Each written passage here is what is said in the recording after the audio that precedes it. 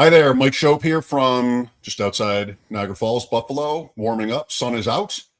Today we recap the Combine, tapping heavily into our heroes' depth of knowledge, Pat Kerrane and Davis Maddock, on these college players, what the events of the weekend will mean or do already to their draft value in our world, also in the real world. Matthew Stafford stays in LA, Deebo Samuel off to Washington. We'll spend a minute on the latest quarterback buzz and veteran wide receivers. There are a lot of them, and it's kind of icky knowing what to do or trying to figure out what to do with guys like Samuel. Now at least we know where he'll play. Thanks for watching, listening. Let's get right to it. ADP chasing. This is March 3rd, 2025. ADP chasing is for when you watch ship chasing, you go, these guys are just football guys. And the targets per outrun leagues, that's going to be really nice. Actually back in if it's Ashane. Stare into our crystal ball. Close your eyes, all your entries are going to lose anyway. Yeah, that's fair. This is a Deuce Vaughn show. It's anti-cabal. It's anti the best ball thought leaders. I'm obviously lying to some degree because, I have a lot of both of these guys. It's the most disgusting pick you can make. But, man. First, with some ADP chasing news. I got clipped. Wow. Big day. What a breakthrough. What a all you gotta do is we just gotta get more fights, Mike. Oh, they love it. They do. People do love it. Pat, your favorite thing about it, and I think so was mine, was Davis's reaction in the middle. Just sort of let him work it out. Because Davis, we got Davis's attention.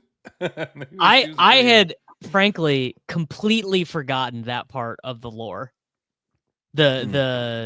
The Nathan Peterman part of the lore. Oh, buddy. Yeah, that had come. I had memory wiped that beyond memory. Well, because was it the previous year where he threw 4 interceptions? Because there's a live final that I was at that he just completely bombed.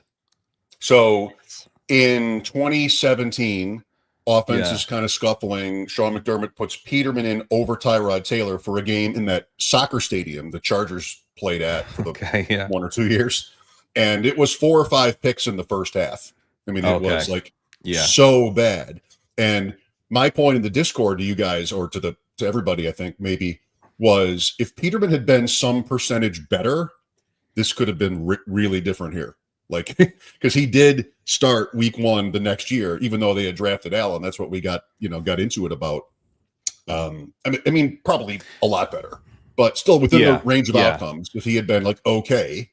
Well, I mean, the classic example of a team actually sitting a guy, there's 2. I guess there's 3, right? Where the one that people first come to mind is Patrick Mahomes, but you get to the playoffs with Alex Smith. Then you've got Jordan Love sitting behind Aaron Rodgers, just winning MVPs, and you have Rodgers sat behind Favre. I'm sure there's some other examples, but my point was really about you got to be good. You got to be making the playoffs. You got to be in the MVP race and stuff. And I do think that the Peterman line from what he was to where he needed to get, it was just too far. It was just a lot to ask. The best was, so Allen gets hurt in 18 and Peterman gets a start against Chicago. And it's the end of the first half. It's 28-0 Bears. And the Bills they get a penalty, so they have an untimed down to end the first half inside the Bears 40. So it's a Hail Mary. It's 28-0. It's Hail Mary if it's 0-0.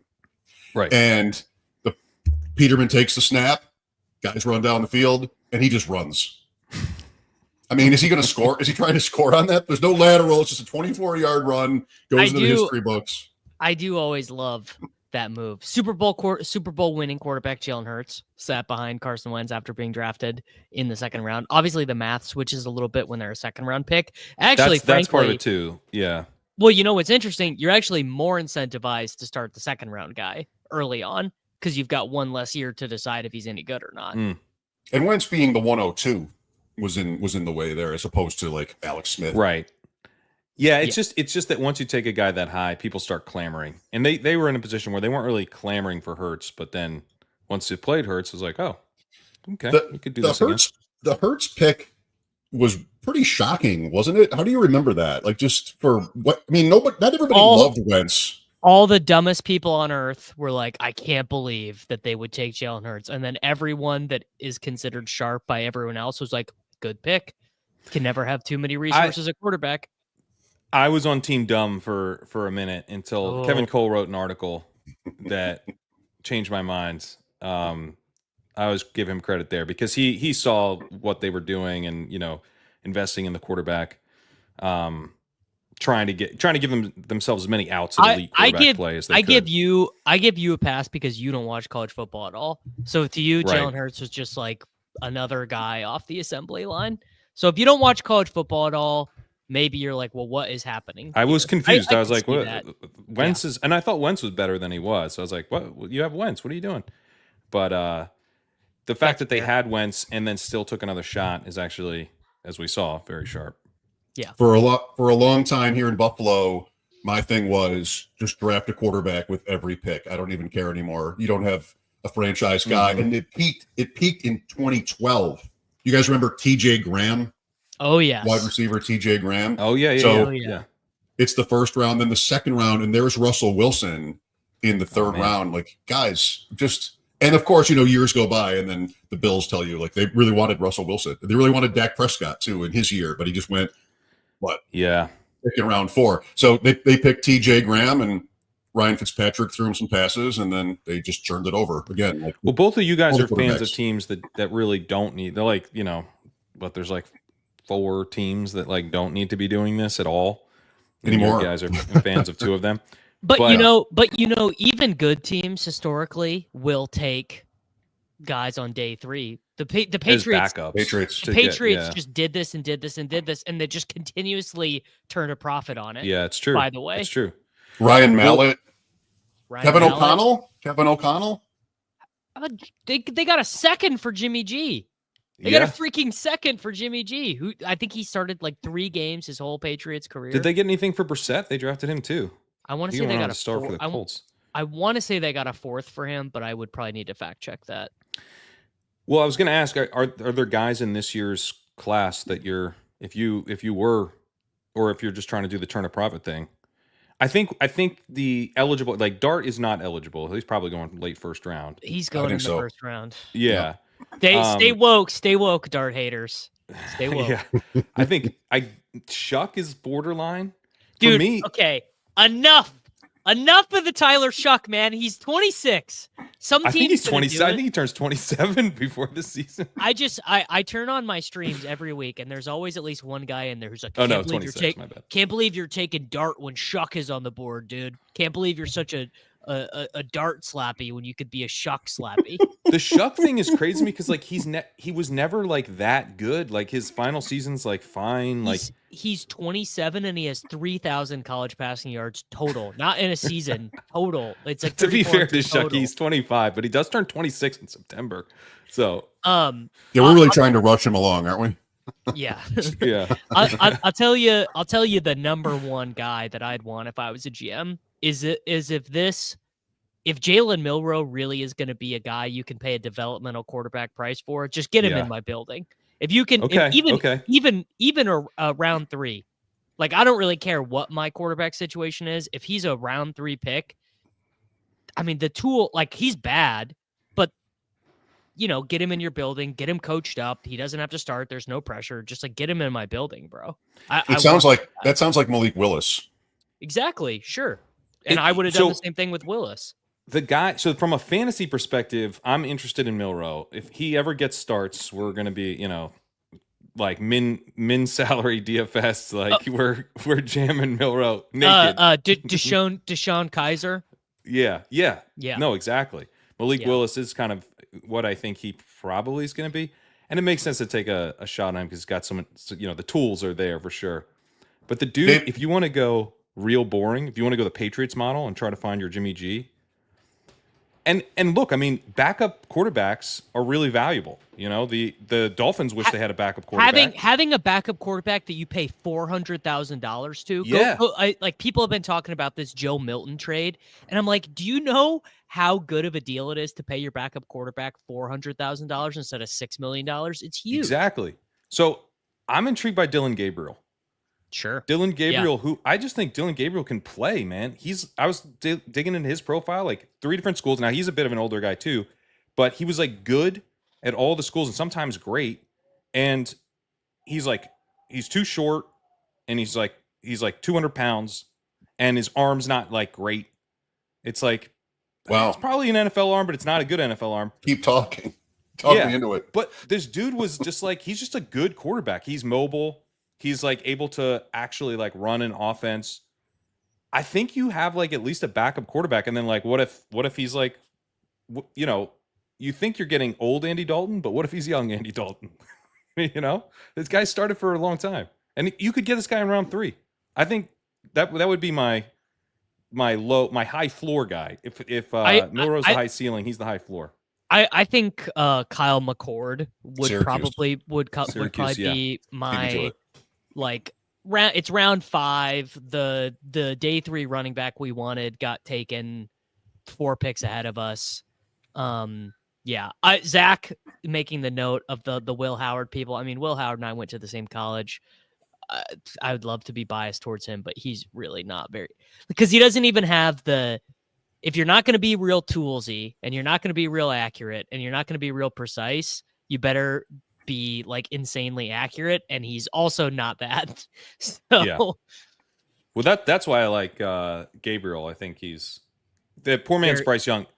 Bryce Young is like the closest comp that comes up for him statistically, but I think he's less of like got to scramble around and make plays, and more I think can do it in structure is my hope. But I think he's less gifted physically, which isn't great. Did the combine do anything to the quarterback pecking order? I don't think yes. so. No, it did. It did, okay, because now it's popular to say Dart is going to go ahead of Shedeur, or should go ahead of Shedeur. That was not a popular take 5 days This was my ago. take last week. The idea that Shedeur had nothing to gain was nuts. Yeah. People were like so off on this, and it's not to hate on Shedeur. I saw like comments, people were like, "Oh, like he's going to prove you wrong. He's going number 1." Like, if you want to go number 1, then maybe throw at the combine. Show that you can do it. Compete. Like, he sat there and his stock dropped. It was. I don't think you should do that if you're not the quarterback 1 in a class. Like, you shouldn't sit on your draft stock and assume it can't go down. He should have at least thrown. He should have at least went out there. And who cares about the drills? Just throw. Yeah, because Dart went out there and threw and did his little, spin moves or whatever, and everyone's like, right, pretty good. That's good. He made this one really great throw over towards the sideline, and I was like, I don't think Shedeur can make that throw, which is like, all right. Because the only reason I was into Dart to begin with was just because the market was off. Like, I thought there's a good chance. You know how this happens. The market is kind of off on something, and you're like, oh, I'm going to start taking this guy. And then all of a sudden he's like, well, you have to start to, you have to defend the position. Yeah. You're like, this is why I'm right. And now I'm like learning about Jackson Dart and like watching Jackson Dart, and I'm like, all right, he's pretty good. I got to say, I might have said it last week when it came up. I think the Sanders thing is an overreaction. Just like, he's going to have his pro day. He's going to throw to receivers he's thrown to before, and like everybody on Saturday. And I mean, he's saying, it'll probably be fine. He probably, he's going to be quarterback 2 at worst. There's still, I don't think that's true, man. I don't think you can say at worst. No, I mean, there's a lot of love for Dart. There's been love for Dart this whole time. There's, Dart is a polarizing prospect, but the people who like him really like him. And you only need one team to be like, this is our guy. That's the thing. Where do you want a player like Sanders? I mean, is he's going to need time? Is he that? Is he week 1 starter? I think he kind of is a guy who needs time. Like, the comps that came up for me were guys who actually really struggled in their rookie seasons. And then like you maybe got a little bit from them later. I'm looking at this through more of a fantasy lens. So struggling to me is like, how many fantasy points per game did you produce? Yeah. But it's a little bit like, he takes sacks. You worry about him. There's like, he creates, but he sometimes creates mistakes outside of structure too. So you worry about that part of it. And then how does he score? How does he contribute positively? He doesn't have a big arm. So it's not like a ton of like big time downfield throws. he's Not mobile big. in the sense that he can move around, but he's Well, not you gonna know the rush a spot ton. where he'd be good for fantasy would be the Giants because he'd just get to throw to Nabers. Yeah, I think that would be okay. You need volume. You need volume. And kind of what I'm getting at is I think as a rookie, he could struggle to get enough volume, because they're trying to work him in slowly. And actually in year 2 or 3, he kind of reins in some of the bad stuff and they put more on his plate. All of a sudden now he's a pretty good fantasy quarterback. Would be, I think, kind of the general trajectory that he strikes me with. Now, maybe he lands in an awesome situation and is good right away. He is so cheap in the big board that I do take him. But he worries me. Where I don't want to see him, it would be if the Titans do this trade down. They trade down from 1 and they end up picking at like 7 or something. And they're like, all right, whatever, we'll just take him. It's like, okay, he's throwing to Calvin Ridley and Don't worry about I wouldn't worry about that. The optics of a team trading down and then drafting their quarterback. It's like, why did you just take him in the first place? That's so true. That's a great point, Mike. EJ Manuel with the St. Louis Rams, Jeff Fisher. They traded down and then drafted Manuel. Like, okay, I mean, you didn't want to draft him at like 7. I get it, but you're still EJ Manuel. That's your guy, right? Yeah, the Bills traded with the Rams. Tavon Austin, okay, was who the Rams wanted. I see. Okay. Yeah, I wouldn't want to do that. What's Pittsburgh in this? Like the Giants thing, it's not going to be Matthew Stafford. 5 seconds after that news, it's like, okay, Aaron Rodgers. We're going to try for that now. I tell you, I mean, Justin Fields is going to be the starter for the Steelers, but I tell you what, I think would have loved to have sat at 21 or 22 and taken Mr. Golden. And I think that option, got removed for them. So they're looking at Egbuka at best. Pittsburgh. Yeah. And Egbuka, I hope they take Dart. That would be, I don't want them taking a receiver. That's where receivers go to die. Yeah, they're always good at drafting wide receivers, though. I know, but these players become crazy. So for some reason, the Steelers draft you put up a huge year right away, and then you go nuts. The Steelers organization is great at identifying receivers. When I say that's where they go to die, I mean more the Arthur Smith offense. That's why I don't want them to draft a receiver. So you want to get to Golden here? I mean, you talk about what Sanders may have by not participating. What about Tet McMillian this week? And did Golden possibly pass him? I think the fact that Golden was the only wide receiver who smashed the combine, who was in the first round conversation, means it kind of netted out neutral. Maybe I actually think these reports, I don't remember if it was Kuiper or McShay tweeted that he was talking to guys at the combine and they were like, oh, Golden's number 1 on our board. We like him more than Tet. I think that is possible. I don't think I'd do that if I was a GM. Davis, sorry, just what was he as a college player? There's not a 1,000-yard season. What are you doing with that? So he was really productive really early at Houston, but he was teammates with Tank Dell as a true freshman. So Tank Dell obviously turned into this awesome NFL player, so you forgive him a little bit for that. Then he gets injured the next year at Houston.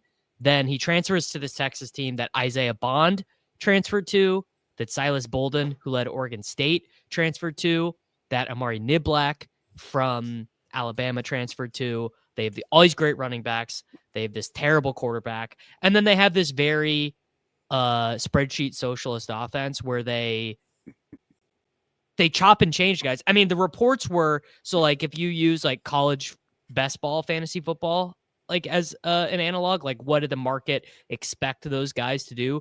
Golden was outside the top 200 picks in college best ball last year. He was going after Bond. He was going after this guy, Silas Bolden, who ends up not playing at all.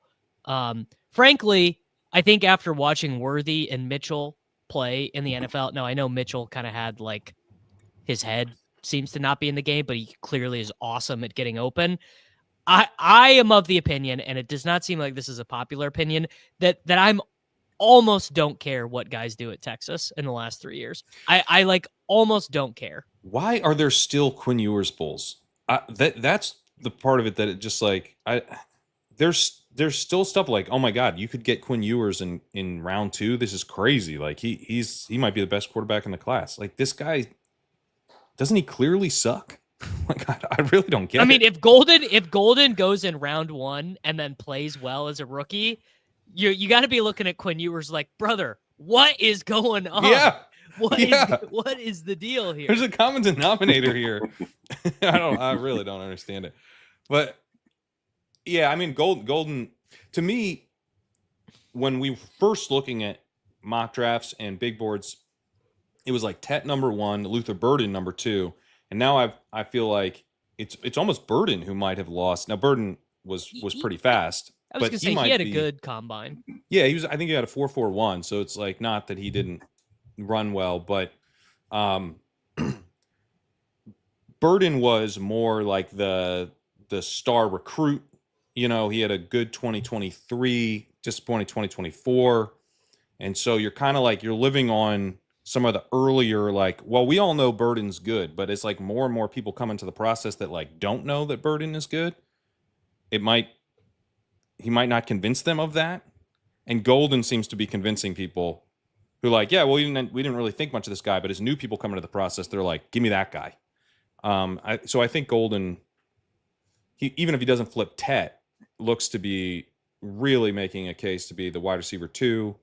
Maybe Igbuka is the wide receiver 2 and he's the wide receiver 3, but I mean, if you want like the tool, I guess why I'm comparing him to Burden specifically is like he's like kind of that, you know, 190, 200 pound guy who's like, you know, kind of the he's a shiftier, you know, athletic guy. They're both Rorschach test prospects. You know exactly what Igbuka is going to be. Igbuka's coming in. Right. It's going to be like a pretty fine slot wide receiver. Yeah. You know, reliable. Yeah, I don't think he's likely to be like a star. Whereas like Golden's got, I don't know, 6% chance to become a star in the NFL or something like that. Yeah. Burden I like too. I mean, Burden I think I am I started out high when he was a sophomore. Then I was like, why is this guy getting outproduced by Theo Wees? Then I just did some more reading, and like all the film guys were like, everyone at Missouri is idiots. He's fine. And he tested well, and the NFL, you know, intelligentsia seemed to be pretty in on him. So I'm pretty in on him. But Golden, I mean, I moved Golden up. I already had 10 spots ahead of ADP. Yeah, we've been high in my on Golden rankings for a while, and I moved him up 15 more spots after this. Yeah, Golden was a really easy kind of steam candidate, I think, where it's like he's going to get the draft capital. Even if he wasn't first round, he was going to be second round, and that's been clear for a while.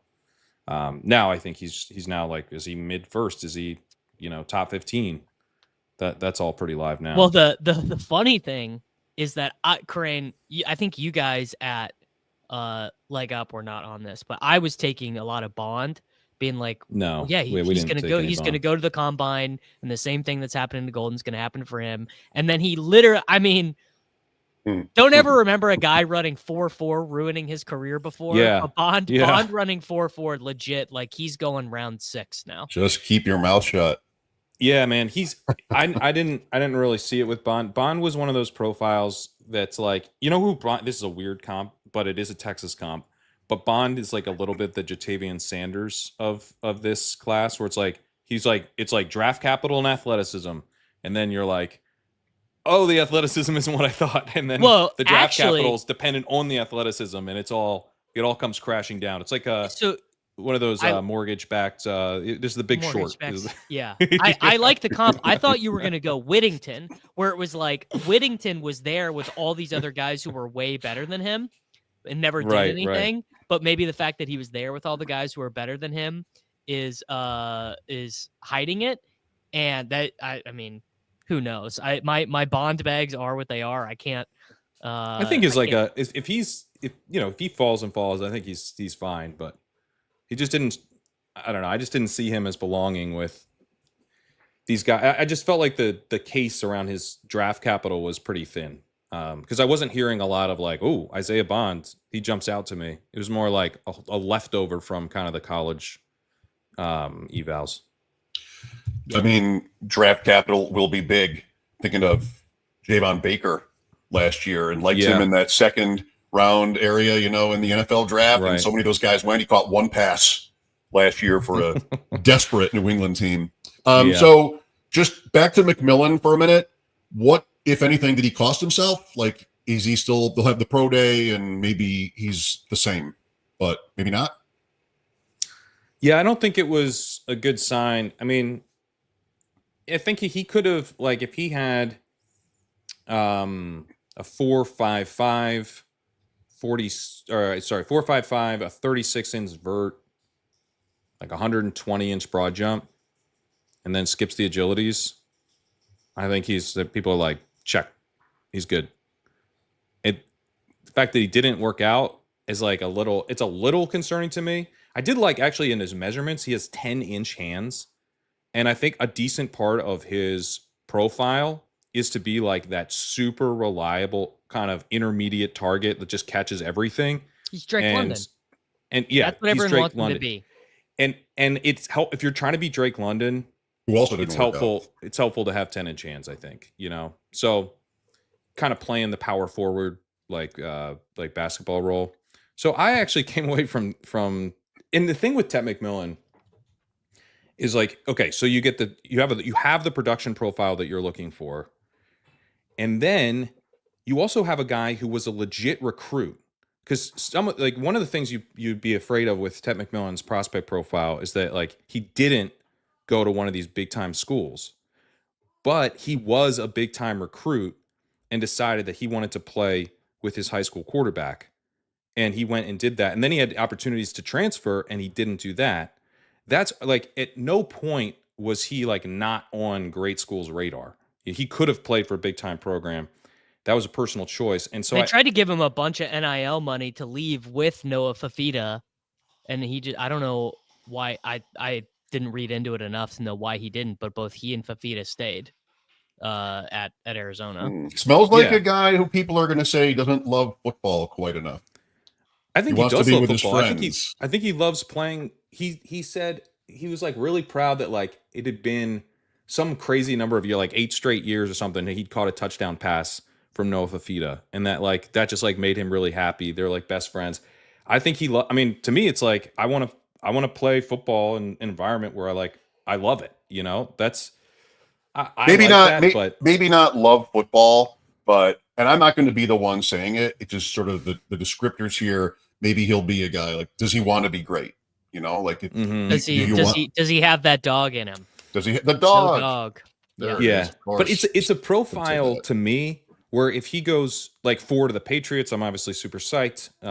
Good for the Drake Maybags.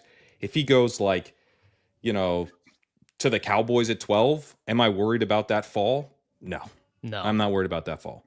Like I don't. If he falls to like the late first or the second round, then I would be like, okay, I thought this guy was like kind of in the mix for the top picks, and that's a long fall, but kind of anywhere in that general range, I'm still in. And I honestly, if someone wants to take if the Saints want to take Golden ahead of them, good for them. Like I'm not gonna ding McMillian. God, please, from a fantasy perspective. Not that Golden, please, not to the Saints, man. Come on. It does seem like something they do, right? It does. It sounded perfect. Yeah. When you said it. And then there's Travis Hunter, by the way, who, where does he go at this point? I left the combine feeling more bullish about him playing wide receiver than I did coming into it. Me too. Everybody said it. Like everybody said it. Me too. The execs start filing into Indianapolis, and he's going to be a corner at the combine. That's kind of what the vibe was. And then starting with the Browns, one team after another, it came out like he's our wide receiver 1. I mean, either directly or just behind the scenes, they were all saying that. So, damn, I mean, he's the 101, I think. I want him to be the first overall pick. In the actual draft? Yes. Yeah, I mean, Crane has talked about this before, though, is that if you're a GM who takes him, you better be really confident in your job, because either like being an okay wide receiver and an okay cornerback, fired. Being a really good corner but not playing any at all at wide receiver, fired. Being a pretty good wide receiver but not a great wide receiver, no cornerback, fired. There's a lot of scenarios where you get fired. Here's the thing: if you're drafting Travis Hunter, you better have your strength and conditioning team like locked down. Like they better be the best thing going, because like the second you put him in for like a little slot route and he pulls a hammy, fired. You know, Fired. You he's so interesting. No one plays two ways in the NFL. You know, it's gonna be. he is basically the same size as Justin Jefferson. 6 pounds lighter, half an inch shorter than Justin Jefferson. We get him on an inversion table and we introduce him to Shake Shack, and we've got him at 198, 6 foot. You have him looking like Deebo Deebo Samuel if you're not careful. Come on. We should talk about Deebo. I can't wait to see how I can't wait to see how the Hunter stuff goes. I still like him to Jacksonville. I mean, those are not coach GM that have like a lot of traction, but 5-1, unless they think they can get him at 5. I don't know if New England is right, but the new that idea. GMs generally get at least 2 years. You don't see the one and done GM all that long. So maybe this guy's got a little bit of security. He's like, okay, we'll try it out. And whatever team takes Hunter, the fans are going to be stoked. Oh yeah, maybe they're gonna not be psyched. Like the first 6 months, like the off season, like the first time, like the first preseason game, you line him up in the slot and you just throw a screen to him. Fans are going nuts in the preseason game. They're like, yeah, and then the team punts and Travis Hunter comes back out onto the field. He walks back out 1st and 10 on defense. He's hyping the crowd up at a preseason game. I mean, I'm telling you that moment will be as big as when Mahomes threw the behind the back pass to Kelce in the preseason game. People will be that stoked about it. This is such bad team stuff. You know, we don't have a quarterback. We have no hopes of getting one.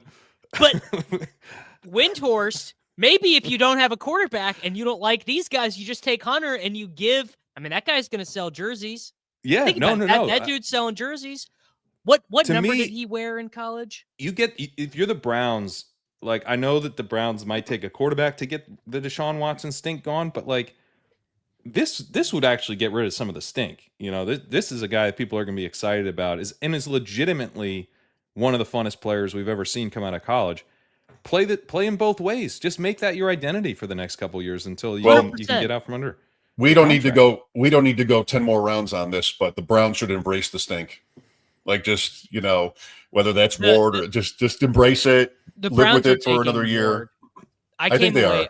I came away feeling pretty good about the Browns taking Ward. Okay, if Travis Hunter, the Giants could trade up. That is still possible. That was a rumor that if they're not able to get Rodgers, that they really are just like sick of being in quarterback wasteland. Wow. If Travis Hunter wears number 0, I think I'd buy a number 0 teal Jaguars Hunter jersey. I mean, that is just that's nice. That's 0 or 1. 0 or 1. I'm like, okay. Yeah. I think the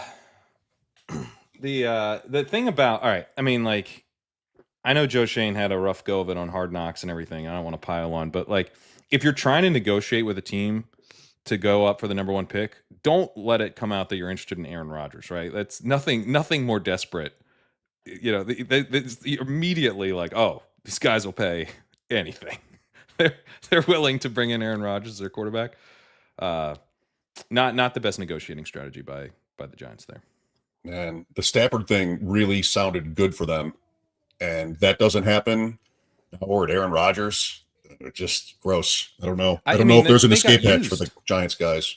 They got you. The Raiders and the Giants got used. I mean, that was all just, there was a little spat between the Rams and Stafford there. If the Giants sign Aaron Rodgers, I mean, that is truly bad.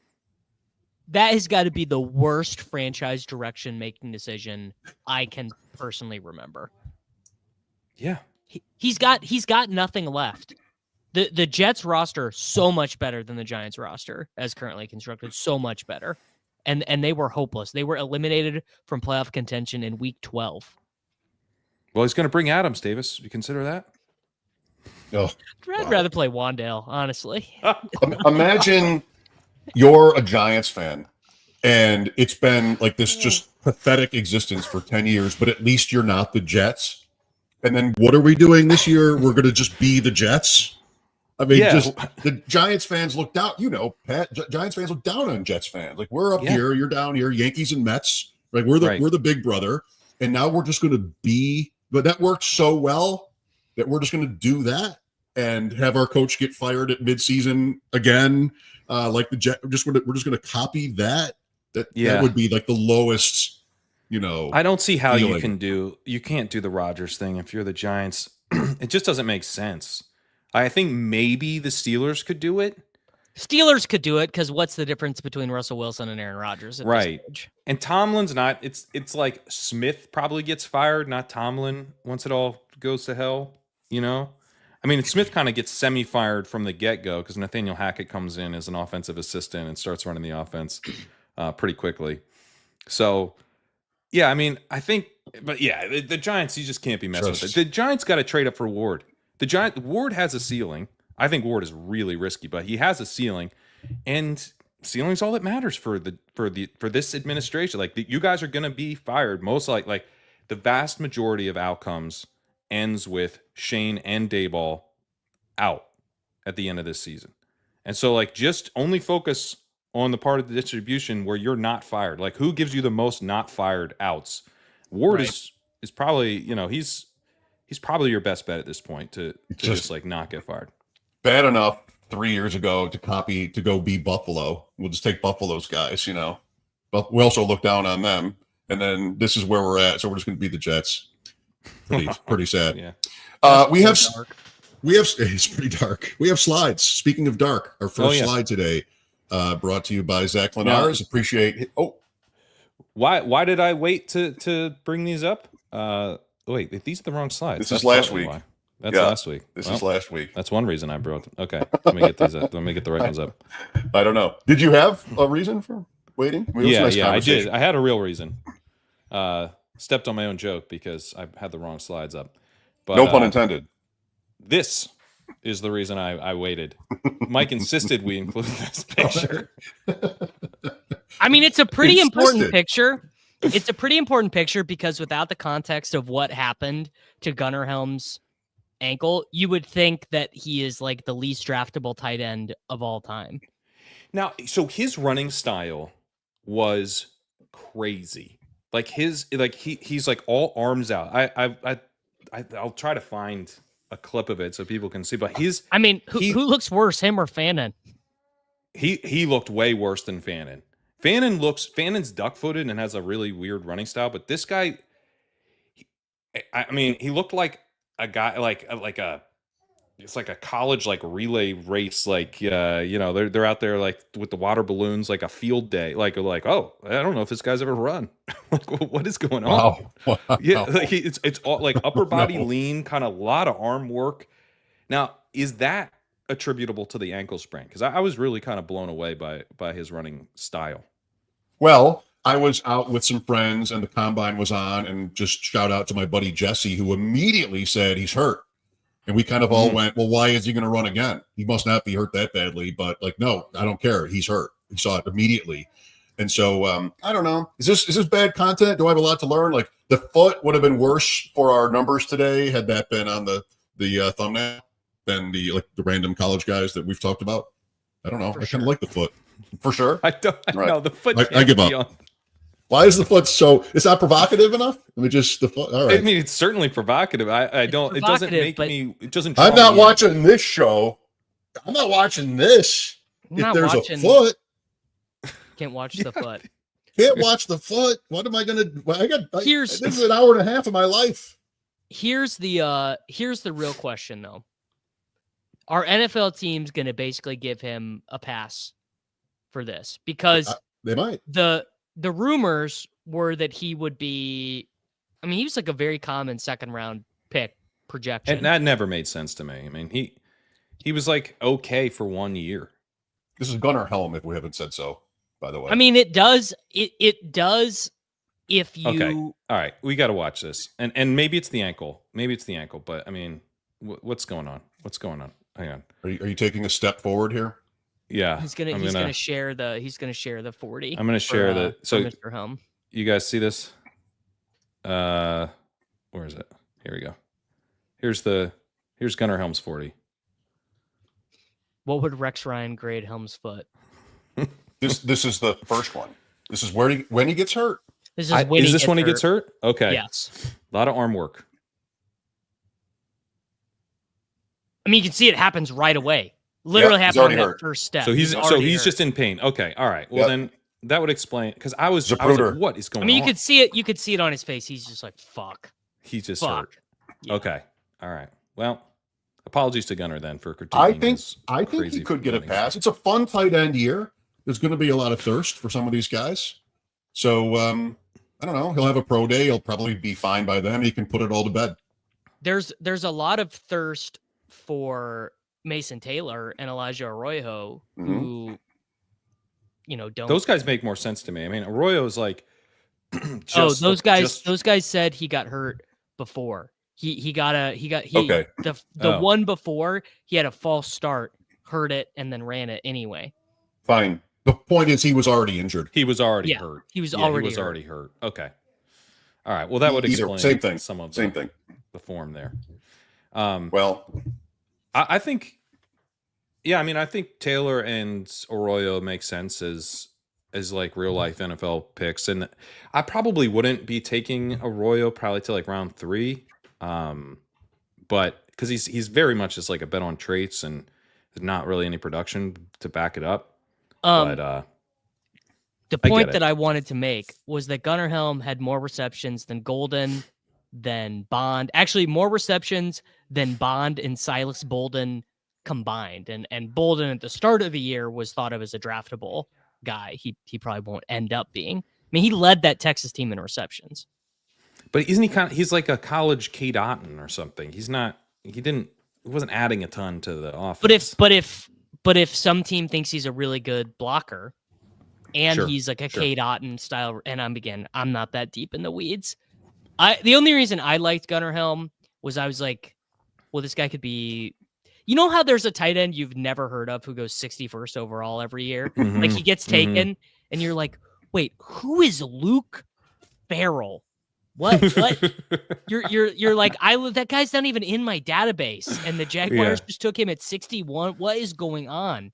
It's like, Gunnar Helm could definitely be that guy, except I would have heard of him this year. That was kind of the Luke Schoonmaker was kind of that guy. Yes, like, exactly. The two the Patriots took. The two the Patriots took in the same year. Devin Asiasi and Dalton Keene. And 100%. Yes. Who was the guy the Chargers took? He was more of a block. Trey McKitty. Trey McKitty. Yeah. Trey McKitty. Yeah. He was huge though. He was like 6'6". Yeah, he was like a right tackle. He's not the all-time Trey Mick tight end anymore. I know you can't even be the best Trey Mick. That's tough. And as Mr. Mountain Man points out, very cool name. Cannot disrespect the cool name corollary. Well, look, I mean, Gunnar Helm is the starting tight end on the Jaguars in 2027. I'm in. I don't care. Like you're telling me, like 17th rounds, he's the starter. Like, yeah, I don't have a lot of interest in him as like he's gonna come and like establish himself year one and make a big impact as a rookie. He's not really on my radar that way. But all of these guys, like you win out, you get a job. I won't disrespect you. I will draft you as a starter at the end of best ball drafts and see what you have. He's going to get better. He's going to get better. NFL media are going to be lauding him for his courage, and he's going to be the comeback player of the year in the NFL in 2025. First rookie ever to win. First comeback player of the year. Coming back from an ankle sprain before the 40s at the combine.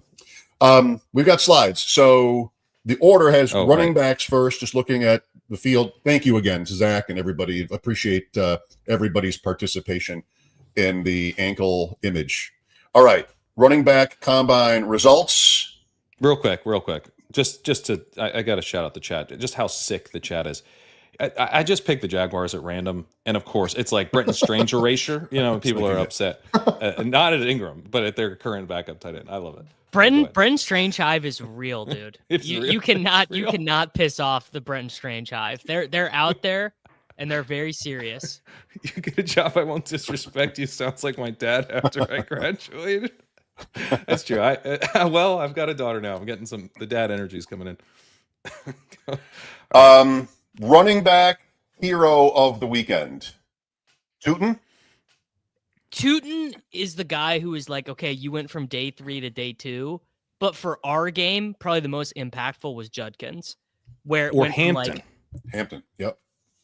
To me, Hampton was more like he kind of did what I expected, but Caleb Johnson showing so poorly was big for Hampton. Is kind of how I feel. What do you think about that? Yeah, I think Hampton had gotten a lot of like early on. I was seeing Hampton as the RB2, but he's a round 2 guy, and then people were like, "I like TreVeyon Henderson maybe to go round 1. I like Caleb Johnson maybe to go round 1," but I wasn't hearing a lot about that from Hampton. And then right before the combine, I feel like, like Todd McShay started to come around and be like, I really like Hampton. I think he could go round 1. And he was mocked round 1. I think in Daniel Jeremiah's mock draft right before the combine too. So we're starting to get like, okay, Hampton really isn't. My concern was that the fantasy community was really high on him, but the NFL was a little less high. And then we started to get maybe some signs that wasn't the case, that he was in first round consideration. And this makes him, I think, very much in first round consideration. So I agree. I do think maybe it's not a shock that he's super athletic, but this was an important part of the process for him to kind of shore up that potential. Judkins, though, it was a big combine for Judkins. I've been into Judkins. I didn't really see him that differently from Hampton and Johnson this whole time. His profile's pretty similar. I think did Hampton's, just because Hampton's he like got a slight cut above, but his best season came as a true freshman, which is just always weirds me out. You want like I want what happened to Tuten, where by like the end of it's 210. Isn't that weird? Look, it should be Tuten. It's 210. It's 210. Yeah. So you know who actually told me this? You will literally never believe the guy who told me this information. Liam? Soccer Dave. Soccer Dave. Okay. Same archetype. Same archetype. He'll change it. Don't worry. Once he gets drafted, so he'll move forward. Rebrand. I want what happens to 210, where by the end of 210's college career, his team was like, literally any play you don't get the ball is a losing play. Like his dominator rating, his final year at Virginia Tech, 94% of the backfield touches. And he was on special teams too. I think he was a returner. Yeah, Virginia Tech. What does he weigh? He played 206. We got to change that. Get that up to 210. I mean, yeah, he's 210. He does. Yeah, he does, you gotta weigh in at 210. Come on, man, you're so 210. close. Now another guy, Corinne, is pretty interesting here. McShay puts out his big board. He's got Jordan James at like 68 or whatever. So everyone's like, "Oh, dude, got to get Jordan James. He's top 70 in the big board. Got to take him." And then he rasped pretty poorly. Maybe I don't know it's that the Oregon RAS is thing. going to matter that much because his profile for fantasy has always been super shaky. Lowest breakaway percentage of any running back that I have in my database. I think it's like 27% or something. Like he's got no long speed. So I did not expect him to test well, but he has a really high success rate. And I think on tape, people are just like, I can trust this guy. I think, he's that kind of runner. He's going to get what's there. So it's always been a draft capital bet. I don't know that this necessarily crushes it's like a bet on the tape, right? And our NFL team's going to bet on the tape here. It sounded like they were pretty willing to. We'll have to see what the reaction is coming out. But Jordan James has never been like a statistical case. He's like, he's fine. But it's all about kind of draft capital. Does this kill his draft capital would be my question. I'm not sure it does because the tape is really what's been driving. What's just crazy is I'm like, in this running back class with all these guys, why Jordan James? Yeah. I'd rather Brashard Smith any day of the week. Me too. Yeah. I mean, a bunch of these guys. Like, I mean, dude, I think DJ Giddens is really interesting. Oh, Giddens, I think you combine with the tape, I'm like, oh man, I think he looks good to me. I think he might be a 3rd round pick now in the NFL draft. Yeah. I think he was a big winner. Devin Neal, big loser, just couldn't run in the 4.4s. I don't know that he's a big loser. So he was a little bit lighter. He's, I think, 216 at the combine. He's 220 at the Senior Bowl. And then he wasn't fast, but no one expected him to be very fast. He's more of a tape guy too. Yeah. It's just that I haven't heard as much love for him from scouts and stuff, or like film evaluators as I hoped. So yeah, he's another big loser, honestly, is Skattebo. Oh, he's the biggest loser of the whole. Yeah. Whole to not run. Group. Like you have to run. I mean, if he ran a 4.63, I think that's what everyone thought he was going to run. So, right. So to not run, to not run is you're like, buddy, 4.8 is in the range of outcomes for me. Yeah, man. Yeah, it's really bad. I think he really needed to like just. There's some fears with him, like it's like, is this guy athletic enough to be more than like a fullback? And he did not. His jumps were good. Did he jump well? I didn't know he jumped. Really, really good. I think. All right, good. I believe 39.5 vert and 11-foot broad. So like really strong. All right, good. Next couple of slides. He's got to be 40. Honestly, Davis, does that make you a little more concerned about the 40? Yes. Yes. Yes. There's a chance that this guy is Carson Steele, dude. Yeah. He's Kadeem Carey would be another guy, like a really good college running back. Couldn't get below 4.7. He also went to Arizona State. Look at you two. Next couple of slides highlight some of the running backs we've talked about. The first one would be the top guys after Genty, who didn't this weekend, but Hampton, Henderson, Caleb Johnson, and Judkins. So what's actionable, I guess? Like it's always inside out, right? The guys that perform well, new hype, that pushes them up, and maybe we are happy we drafted them already, so we do something else this next time. I moved Judkins up and Caleb Johnson down. You have that, Pat, the next couple slides on the running backs? Oh, sorry, my bad. I moved Judkins up a bit, Johnson down. Henderson we've been high on for a while. Hampton we've been high on for a while. Caleb Johnson I actually lowered heading into the combine. So for about a week, we've been a little bit bearish on him. As I dug more into his receiving profile, I started to feel like it's a fragile bet where it's like it is. The exciting thing is like this guy could be the lead running back on the Vikings, the Bears, any of these teams taking this guy in the second round, install him as a day one starter, and he can carry the load. He's a really good runner. But I started looking more into into some of the peripherals a little bit more. And it's like, man, okay, the receiving stuff really is concerning as far like he could just be a straight up 2-down guy. And then he's like a bit of a boom bust runner. Like his success rate was really low in all 3 of his seasons. And so it's kind of Ken Walker-y.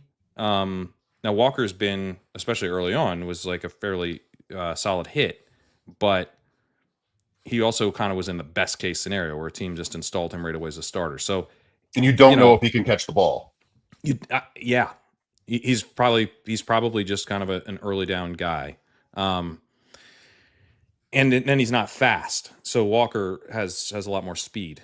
So it's all just starting to be a little dependent on the situation and the draft capital materializing, which where he's going in drafts, you have a lot to lose there if that doesn't happen. If he ends up being the Zach Charbonnet and kind of being a backup to start his career, you've wasted a lot of draft capital. So I moved him down, and then I think this combine performance kind of only backs that up. Judkins, by the way, Judkins is a little bit of a pass catcher. Like he's not like pass catching specialist, but he's a guy where I think more likely than Johnson to just be kind of left out there all the time and be a backfield. So is that his touchdown right before the half? On a reception against Texas, or was that in the playoffs? And he was used against Notre Dame as a receiver. I mean, he looks pretty natural to me as a receiver, and the numbers, there's kind of like different tiers of college receivers. There's like the uber Christian McCaffrey level tier, and Alvin Kamara, where you're just like, these guys are going absolutely insane in terms of the efficiency. And then you've got like the totally can do it and probably going to do it pretty well, like in the James Cook type of tier. And then there's a big group of guys who are like, they look fine if a team uses them, kind of like Breece Hall, Ezekiel Elliott, like that group. Well, Judkins would be in that group. Who the comp is for Caleb Johnson. When it became clear he was an NFL prospect, they just started calling passing plays for him just so teams could see him do it. You know who else did that? Braylon Allen. Like, I think he had like 7 receptions his first 2 seasons, and then we're like, oh, well, we want him to get drafted. We care about this guy. We want him to go. We threw him the ball 30 times his final year. He was good at it. Now, Braylon Allen just didn't test at the Remember, he didn't test at the combine. He didn't test or his pro day. Yeah, because I think probably things would not have been great for him. Now, Caleb Johnson, what's funny is these numbers are actually not bad. Like in the whole world of running backs, it's like fine to be 225 and run a 4.5. Yeah. You're right. It's just relative to these other guys. I could see someone being like, you know what, we're still going to spend the 57th pick on Caleb Johnson. Me too. By the way, it was Henderson, not Judkins, who had the 75-yard touchdown pass. Yeah, that was right at the end of the half. But Judkins had a nice reception against Notre Dame for a touchdown, where he was like downfield. Yeah. Next, we've got. We haven't talked about Henderson. Do we want to say anything about him? Okay. I thought he'd actually be faster. I thought he was going to be in the 4.3s. Like just watching him. Small loser, I think. Just not being tiny loser. Yeah. Just not totally differentiating himself from Judkins, I thought. Yeah, but I still think he's live to go round 1. I think this is better for Judkins than it was worse for Henderson. I think Judkins. There was like I was seeing him sometimes like not included in round 2, and like. Maybe he gets lost in the shuffle and it's kind of like a mid to late round 3 guy. I don't think that happens now. I think if he goes round 3, it'll be early. And there's teams early in the draft who need like a guy they can install right away as a starter. So if he's the Raiders round 3 pick and they haven't taken a running back or signed anyone really in free agency, I think we're pretty psyched about it. Yeah.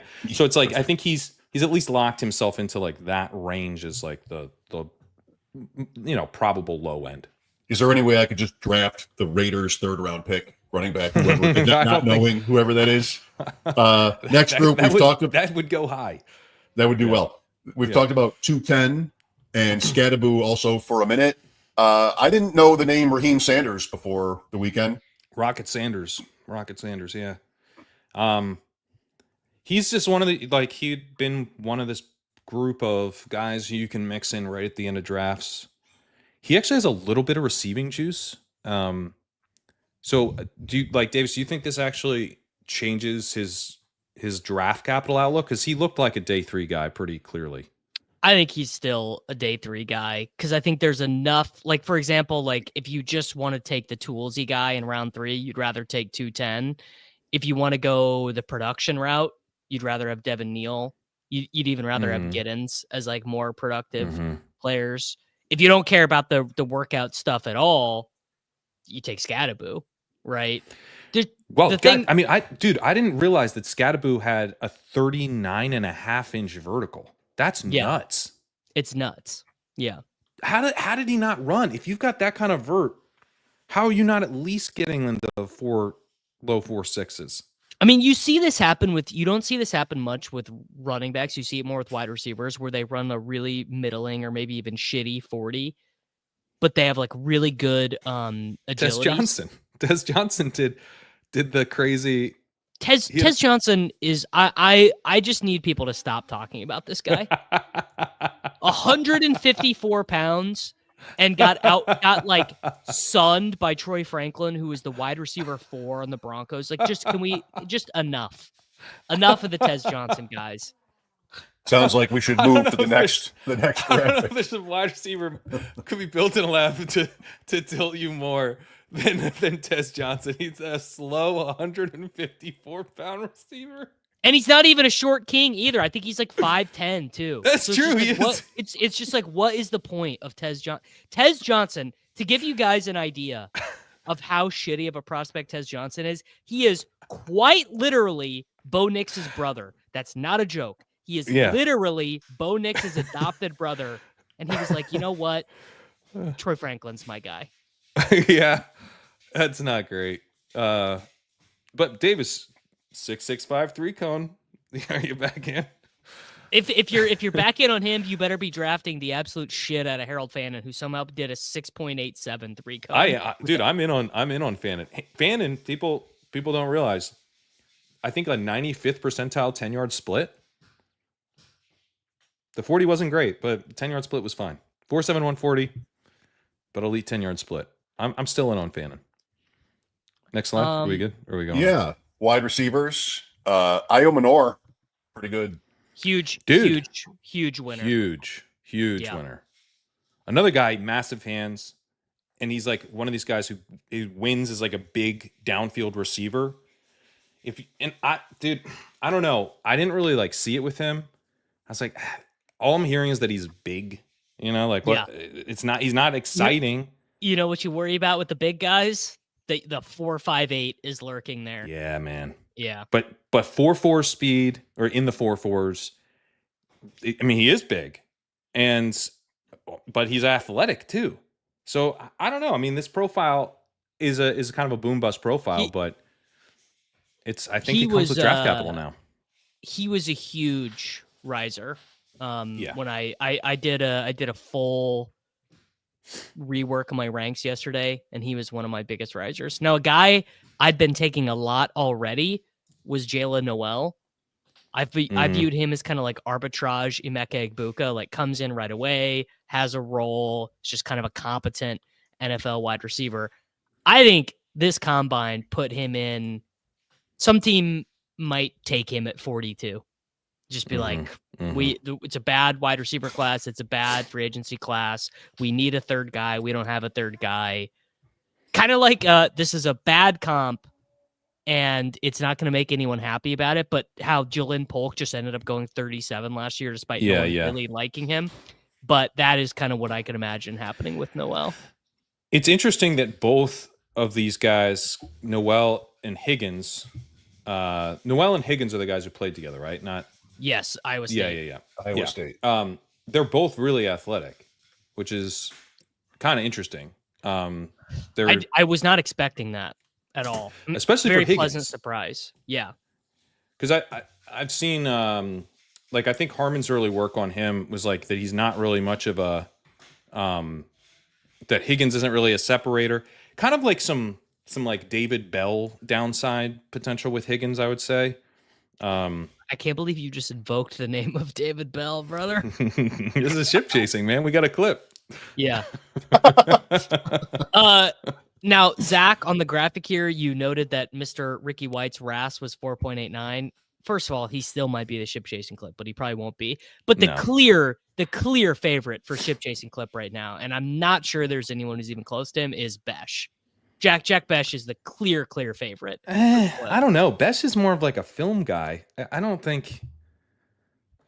I mean, so we're all the UW guys. So we're Polk and McMillian. Yeah, but is the name cool enough? Is the name cool enough? Very cool. The name's okay. In my opinion. Sky Moore. Well, Sky's the Pete's line about how great Sky 2 Wise was about as cool as it was going to get. Unfortunately, like Sky 2 Wise for like an earthbound slot who immediately busts is just such a waste. Such a waste. Earthbound. Yeah. Wow. You had the next slide up for a second that has Higgins on it, and also I believe that would be Bond. Even though his name has been I'm going to break the record tomorrow for sure. I anticipate running a 4.2, possibly 4.1. Then runs a 4.3, the most disappointing 4.39 in world history. The crowd was booing him, which is hilarious. Did you see Xavier Worthy's tweet? No. He said, "There's fast, then there's me." I mean, that's pretty badass because ostensibly these two know each other. Ostensibly Worthy would have been around the Texas facility at some point in the last year, and they would have met. And Bond was probably talking shit to him too. Yeah. Like, I'm gonna break your record. Oh, and, dude, and Worthy's probably like, yeah, sure you are, buddy. Sure you are. I'd like to see That's it. It's a cute little 4.39 you got there. Yeah, good story. A crowd booing a 4.39 is like an all-time combine moment. Yeah, well, he talked a big game there. He talked maybe too big of a game, you could say. Your mouth wrote a check, your ass couldn't cash. Is that the expression? Tez Johnson to me, undraftable big board, and I'm not taking him in my dynasty drafts either. I don't know, man. I think he could maybe be an okay slot receiver. He's 4.51. He's got elite agility and jumps. So it's like burst. You're betting on burst. He's not fast and he's tiny as hell. If you're spending 4th round rookie picks this year on anyone other than running backs, you are so lost. And there's like I think that's fair. That part of it I do agree with. In best ball, look, honestly, this isn't even about the big board. This is about you not making fun of me if I take Tez Johnson in round 5 of our dynasty best ball. Sure. League, okay. Sure. That's you. That I think is totally fine and would be an overreaction. Right. But like you're taking Raheim Sanders over Tez Johnson and you're like not thinking about it. Yeah. Yeah. No, that's right. Isn't that by the way always the play? Always in rookie drafts is just running backs all the way to the end. This in rookie drafts, there should just be like an unending string of running backs that once we hit like the middle of the second, it should just be like the wide receiver 7 goes. Yeah. And then basically like the wide receiver 8 should be like a free agent. Like Jalen Noel should go like he's going to go like 41st in the NFL draft and 45th in a rookie draft. That's like how it should actually play out. Quick look at the tight ends. You mentioned Fannin already. We talked about Helm, and a few other guys are shown here. Ferguson. Just like the least productive guy of all time, but it could work out, I guess. And I want to say he's overage too. Yeah. 1,500 career receiving yards. 16 touchdowns, though. I'm still in on Fannin. I mean, first of all, the RAS, okay, I was going to the RAS site, and look, I mean, there's lots happening. All these things getting plugged in. But I looked at the RAS 10-yard split, and it wasn't what was reported on the NFL Combine's official site. So you change that. The RAS gets above 8. It's not bad. It's not great, but I don't know. I think Fannin was kind of seen as like a loser of the combine, but I don't know that he really was. Honestly, I think if he ends up being a day 2 pick, then none of this matters. Because the thing is you're only taking him as a day 2 pick if you basically plan on turning him into Bowers. And I don't mean that he's as good as Bowers, but I mean Bowers was like never asked to block. Bowers just like was a slot wide receiver. Did you see? Probably no one saw this. Did you see him doing the blocking drills, Fannin? He was blocking like the side of the sled, and it was like spinning in circles, like he was on an ice skating rink. Not good. It was bad. Not good. It was quite bad. If he's a round 3 pick, it means some GM is like, we are throwing that guy the ball, and that is it. Yeah, I will say his like PFF run blocking grade was fine. He's not a Mike Gesicki level like. No, he is just a wide receiver. Like you can't like ask him to block. You might at this stage prefer him to be a Mike Gesicki type though. Well, I just mean like in terms of how big a liability he is. Like if you're planning to install him as like a traditional wide tight end and you're gonna ask him to block all the time, that's not gonna work. And so I agree with you there. But like if you have him out there, like can he be Isaiah Likely? I think he can be Isaiah Likely. That is the comp that everyone was sharing was the Likely stuff. Yeah, I mean, this is the way the league is going. Laporta, like nice of you guys to not mention Kincaid here, but also just tight ends as, Well, Laporta is a Basically a really good slot. blocker. Laporta is a really good blocker. Laporta was not a good blocker in college, and I don't think is a great blocker in the pros. I think he's kind of been it's Ben Johnson magic a little bit to use this guy the way that he's. I'm fact checking myself. I know for a fact he was not a good blocker in college because I was looking at the numbers yesterday. Mac Nova says, I'm skeptical 20-year-old Bowling Green tight end is going to matter in redraft, and I see a different combo. Yeah, you know what? He's like a very middling blocker, so I'm wrong anyway. I think the someone asked earlier who's the Ben Sinnott. If Fannin is by far the most likely to be the Ben Sinnott. Except Sinnott was like, we have no one to blame but ourselves because we knew Sinnott was a fullback and he played for a team that ran the power I and he just like blocked all the time. And the quarterback, Avery Johnson, never threw. And we were like, yeah, but what if he's actually a tight end? Like there's none of that going on with Fannin. Like that's true. It's more that teams are like, he played tight end. He was awesome at it, but will he be able to do it in the pros? Gunnar Helm is way more likely to just be like, all right, this dude's just blocking. Like that's all. He's Tip Ryman now. Sinnott was it's a disrespect to Ertz too. Like his being drafted was nobody took that seriously. True. You should have. True. Did. What I more mean is that like who's gonna play like some and just like not matter for fantasy at all. And Fannin is pretty high on that list. The downside is bad, but Alberto, this dude was super productive in college, like as a laughably receiver. Productive, yeah. Laughably productive. So yeah. I do think that saying I don't think he's going to matter. I'll like kind of think about him in dynasty, not redraft. That to me is discounting his ceiling. Like a guy this productive who is probably going to go day 2 on the draft, like he could really matter. With tight end eligibility, he could really matter. Really, now so much depends on where he goes. Right. Like the Washington point, we're going to look at that team's depth chart and decide, blindly what we think he might be asked to do. So that can be we could be right. He's just really boom bust. Like he could. It's going to seem like obvious in retrospect with him. Like this guy, he's like from a Bowling Green tweener.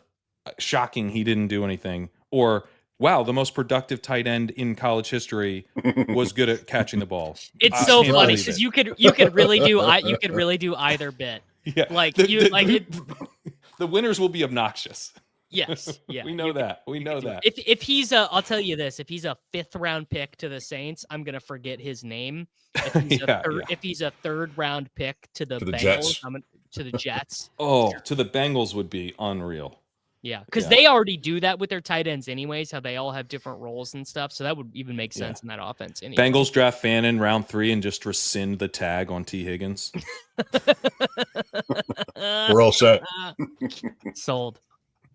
Deebo Samuel off to Washington, one of a few old wide receivers that have been kind of a puzzle so far this offseason. We'll see what happens with Devontae Adams. Cooper Kupp has that permission to find a trade as well. Diggs and off the injury, and then Keenan Allen here on this graphic as well. Pat, sort of an overall thought. Let's just start with Deebo and like how you think that went for him. Washington seems pretty good if we still think he can play. I think it's pretty good. You with Deebo, like the ceiling was never going to be super high given, he's like kind of fallen out of favor with the guy who's going to utilize him the most, and they're starting to have other people emerge. They spent a 1st round pick on Pearsall, shows a little bit at the end of the season. Juwan Jennings looking really solid. They obviously paid Ayuk. He's coming off the injury, but it's like, how likely was it that Deebo was going to stay in San Francisco and then actually be like kind of the Deebo of old down the stretch or at any point? Like it just never looked that likely. So the concern for me with Deebo is more about like the floor. Is he going to find a role where we can kind of count on him? And this is, I mean, if he has anything left, like he should be able to show it in Washington. Like they kind of have to play him. This was the number 1 spot you would have chosen for him if you were a Deebo bull. There's a ready-made role. Maybe Houston. Houston would be the only other spot. They don't run the horizontal raid. They don't throw screens. Yeah, I guess, but well, it's up there. They at didn't least. have a Deebo. It's up there at least. Plus, they just changed the OC. Deebo is like the final evolutionary form of Rondale Moore. He's the disrespectful to Deebo. He's the Charizard, right? To the Charmander of Charmander. Yeah. What was I was going to say that. Is Charizard the final form? What's the middle form? Yes, Charmeleon. Charmeleon. Okay, all right, good. I'm glad we gave him the final form. Who's half between? Who is if it's who's the Charmeleon? If it's a continuum from Rondale to Deebo, who's the middle? Beasley. Might not have this in my Patterson. Bag. Cole Beasley. Cordero Patterson. Cole Beasley's. He's not quite there. You need to be a little bit faster, right? It's not Cordero Patterson. I feel like Khalil Shakir, that's pretty good. Khalil Shakir as the Charmeleon, that's pretty good. These guys, okay. I'm just going to nod. It should have been Visca. Nodding. It really. I'm in agreement. Here's the thing: if Deebo has anything left, and you can blame some of it on pneumonia or whatever, then this is a smash. Jayden Reed. Jayden Reed is the go. correct answer. There you go. Thank you. Nice job. Thank you. Michael Toops got it. Jayden Reed. So let's assume not all of last season was age-related decline. Let's say he was injured. He had pneumonia. Remember, he got good again. He had 2 good games again at the end of the year where it looked like maybe he could still play. Maybe he gets on Ozempic or is able to lose 7 pounds or something. Right. I got to say, I'm probably a buyer on Deebo. Well, it is funny, you can almost track the seasons by which part of the body we're focusing on in these screenshots. If it's quads, it's summer, baby. Where it's the middle of summer. We're out here, we're drinking some margs on the beach. If it's a paunch, better get that Christmas shopping done. It's changed. We got the Deebo paunch going around. What if it's a foot with an ankle bruise? If it's a foot, then it's the combine. Easter's just around the corner. Yeah. Can you pull up this comment from Pepper Tony? Because I think people do this and they forget what happens. 2023 Deebo Samuel, 1,200 scrimmage yards, 12 touchdowns. That was not 4 years ago. That actually quite literally just happened. It just happened. Well, he moves up, right? I mean, this is has to. I think he should move up a bit. Yeah. I don't know that he should move up a ton. It's still a boom, a very boom bust. And the problem with him is that it's not maybe that boom. It's just kind of it's some production and then maybe bust. It's boom if he scores 15 touchdowns. It's bust if he scores 7. I agree it's with hard to not that much, by the way, because a trade was assumed. And who's going to trade for him that doesn't have sort of a plan like this? So you didn't necessarily know if you were going to get the nut landing spot, but he was probably going. He ducked the Steelers, though. Yeah, he ducked the Steelers. Yeah. Honestly, I think the Patriots would have been pretty bad, and they're so desperate. You could see them doing that, but they're so desperate that they'd be like, "You're a number 1, Deebo. Go out there and win as the X." Oh, that wow. Kind of suck. Yeah. So for him to land with duck the Titans. Titans could have been. The Titans, they have nothing. So duck the Titans. So he does move up. He moves up, but he moves up because his floor moved up. And that's where I would just say, watch the price. Because if you're drafting a guy, hey, this old guy's floor got a little higher. Do you want to pay 5th round for that? He's not that old. He's 29. Right. Yeah, but I mean, he's kind of a hybrid guy who fell off a little bit. He's an old 29. The way he runs too is doesn't hot take super well. It's actually not great for Cooper Kupp either, because I thought Washington was the most sensible landing spot for him. And now you start looking, okay, who would actually trade for Kupp? So you lose basically the most efficient quarterback in the NFL last year I don't think they would do Kupp and Deebo, that would seem insane to just load your offense up with 30-year-olds. Terry McLaurin, also 32, as well. So now this is kind of sneaky good for McLaurin, by the way. We're like, I disagree with, but I'm a noted Terry hater. I just think that now it could be bad if they draft a receiver in the first round because now he's got all this extra competition. But if this is their move at receiver, that's pretty good for Terry. He's got the downfield stuff on lock. I mean, Terry was getting out-targeted by Noah Brown for like long stretches last year. I'm such a Terry hater, so like don't have this conversation with me. But let's play a game. Next slide. The game is how do I get Pat to make the slide change? We have Adam Thielen. Did you bring Sam Sherman back in for this, Zach? Did you somehow Sam Sherman retired from the show to make the charts full time. We have Adam Thielen at age 34 and a half, wide receiver, 26 last year in points per game. To his right, we have a 31-year-old wide receiver who was worse, but was faster. Any guesses? Cooper Kupp? Yeah. No, his yards per route run was in the 2s. ESPN score 47 and 49. Very close. I'll give you a hint. This guy's is it Tyreek Hill? It is Tyreek Hill. It is not now, Higgins. Zach, it's I have Tyreek to say Hill. this. How did I figure out it was Tyreek Hill? Because this is clearly a picture of Tyreek Hill. His head. Yes. I was like, oh, I recognize that outline. That's Tyreek Hill's head.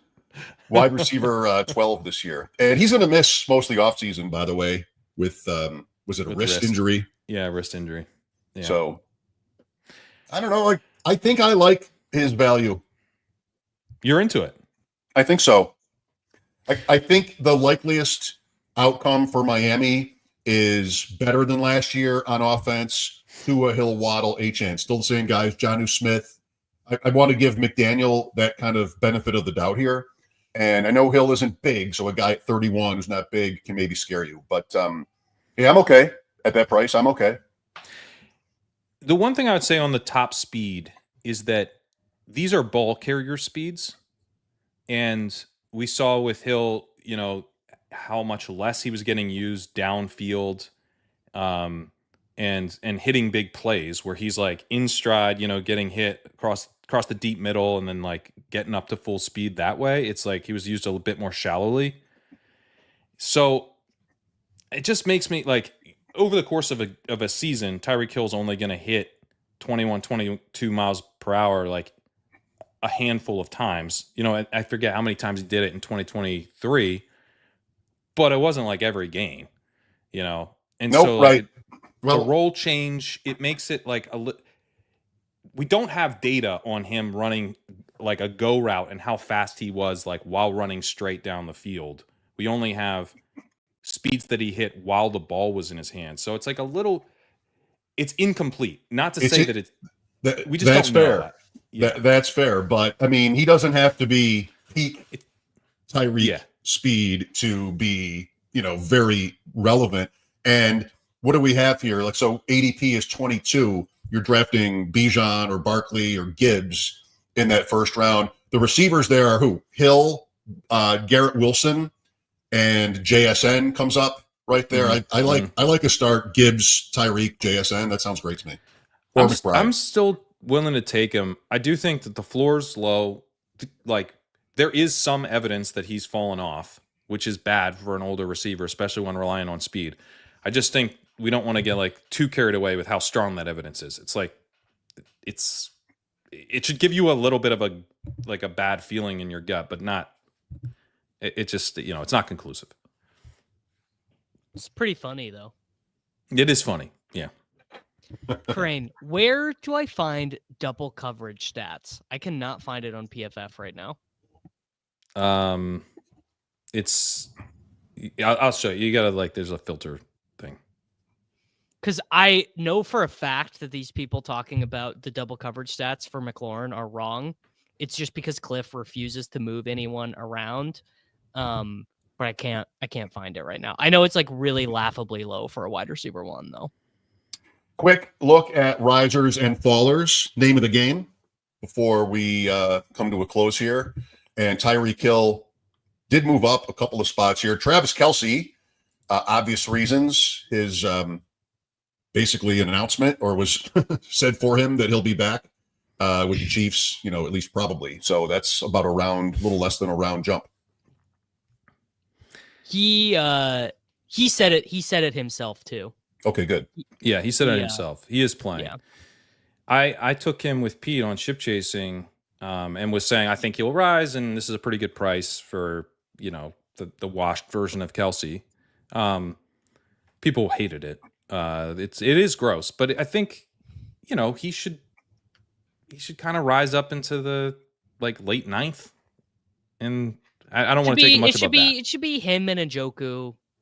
Kind of coin flip. Exactly. Tyler Warren. It's like you could tell me either way. You could tell me Tyler Warren lands at a nut spot and gets 97 targets as a rookie, or you could. The thing with Kelce is, the dude still had 97 receptions last year. Yeah, man. Yep. Dude, and I don't think it's necessarily bad if Worthy takes a step forward, right? And then Rice has this injury. I don't know that Rice is going to be able to come in and dominate targets the way he might have in an alternate timeline. So Kelce's he's part of the underneath, target mix in a way that's not going to. He's not the engine of the offense at all. But can he be an Evan Ingram? Can he be a David Njoku? I think he can. This is what we normally pay for that. So a lot of interesting names in there. Ferguson's in there too, and the guy the most I think of most of these guys, if not all, would be Kraft. Maybe just a little bit later than Kelce, but good offense, good player. I moved Kraft up in my rankings too. I like that. How much for Warren? How much do you think he gets wildcat stuff? Because I did have a commenter was you're discounting that can actually be used on some of these creative stuff around the goal line, which will kind of juice his profile a little bit. Because as a pure receiving tight end prospect, he doesn't really pop. He's fine, but for the amount of hype that he gets, he's just I don't see him that differently than some of these other good, not amazing bets that we've had over the years. Yeah, it's if Bowers didn't get any wildcat type stuff, then I'm not thinking that's going to be a big plan for Tyler Moore. Maybe he gets what I was thinking. Maybe he gets 5 rushes or something. Yeah. But there is this bad pattern matching that people are doing.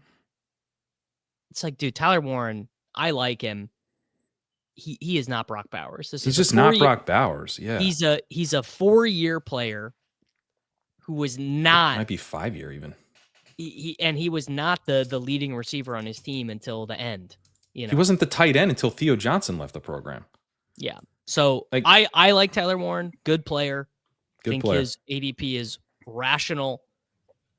Maybe not a screaming buy, but rational. But he is not Brock Bowers. And he wears We're slightly behind on him at ADP. I'm not saying he's 44. A mega fade or anything. He wears 44 because Davis? Because John Riggins. His dad told him play like that. John Riggins. I love. Do I have his helmet up today? Yeah, that was cool. That Washington logo. I can't use it. Fallers. Yeah. Who are fallers? I'm curious. Do we want to talk any of these other guys or no? We're good. Nabers is whatever. Right. He should maybe be a slight faller because it's now confirmed Matt Stafford's not his quarterback. Best case, you're getting Aaron Rodgers. That's not best case because then you're getting Devontae Adams too. Yeah, true. Best case is Ward at this point. Yeah. For the Giants? Oh boy. Yeah. There's no best case. Also, we had Marvin Harrison on there, a slight uptick.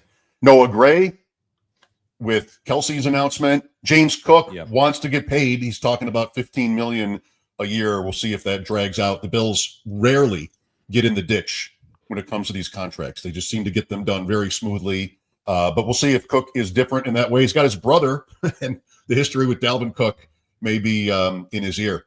Then we have DeAndre Swift and Roschon Johnson. What's this? We're expecting Genty or some. The GM basically said we're adding a running back. We don't have a running back.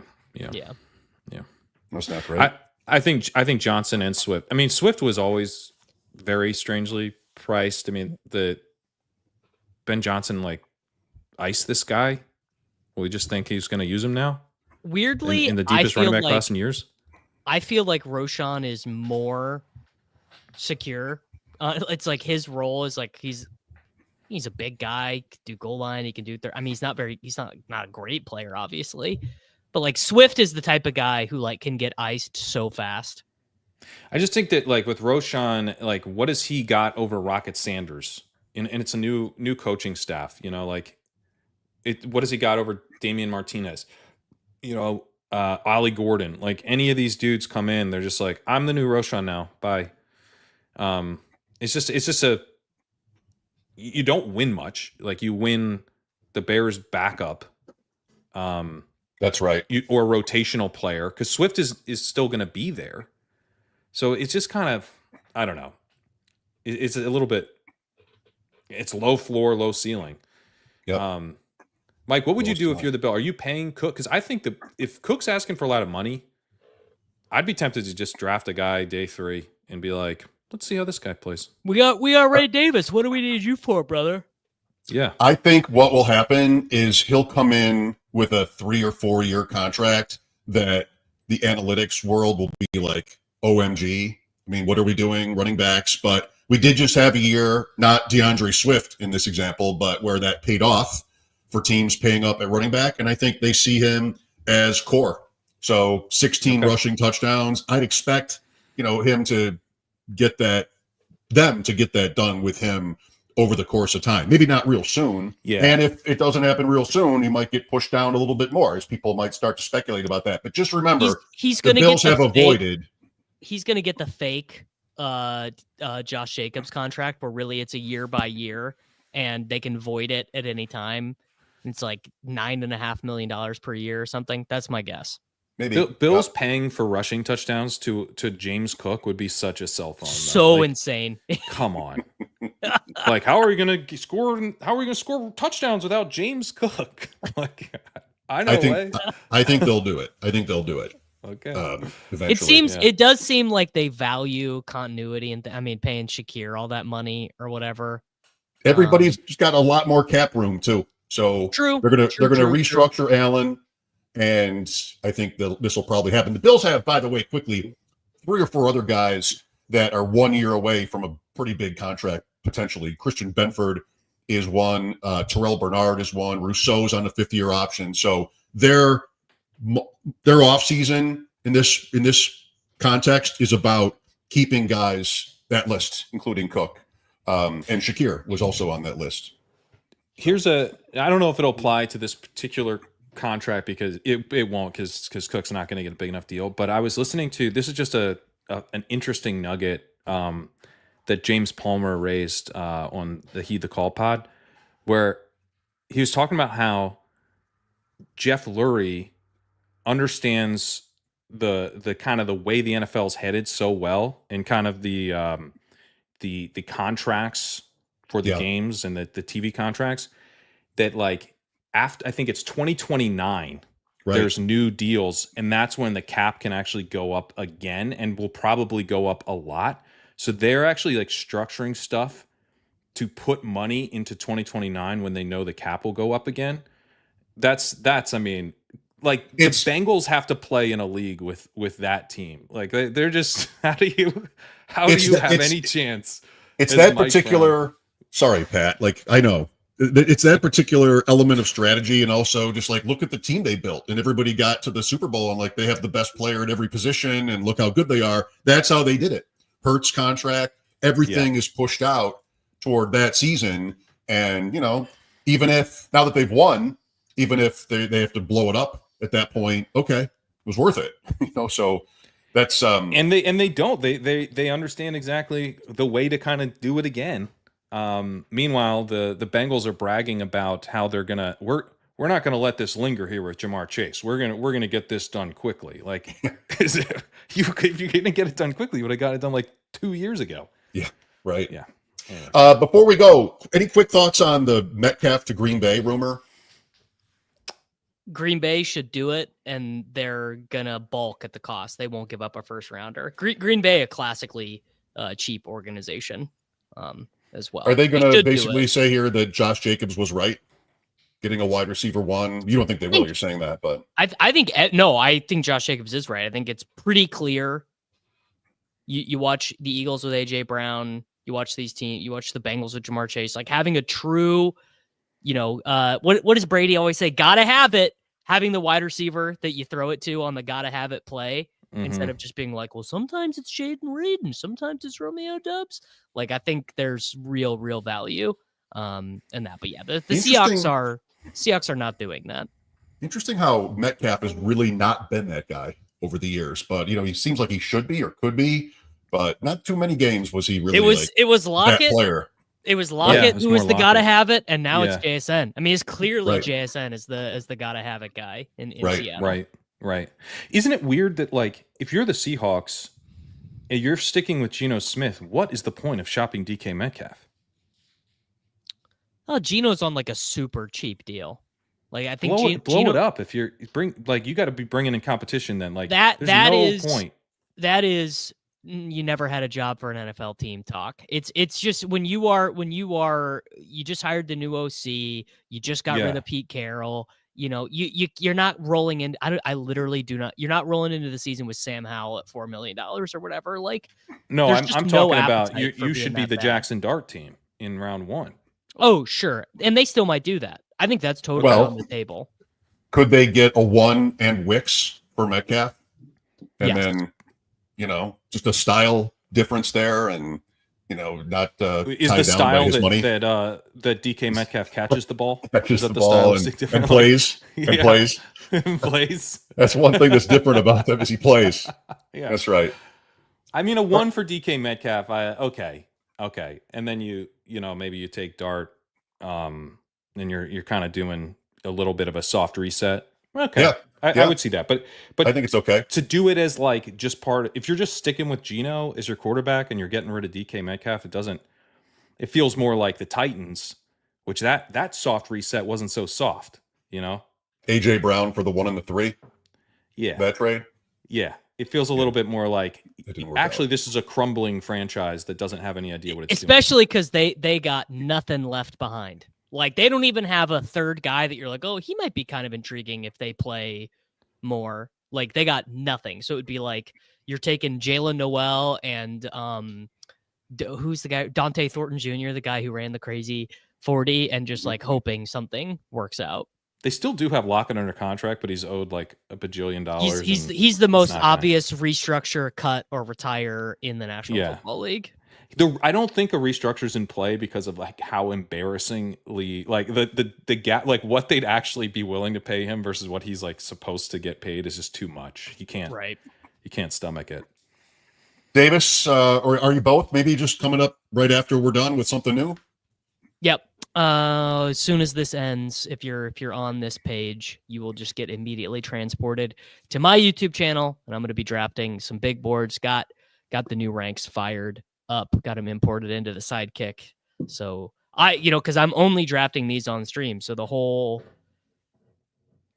combine just happens. I don't know what I'm jumping into. I have literally no idea what I'm about to be faced with here in a couple of minutes.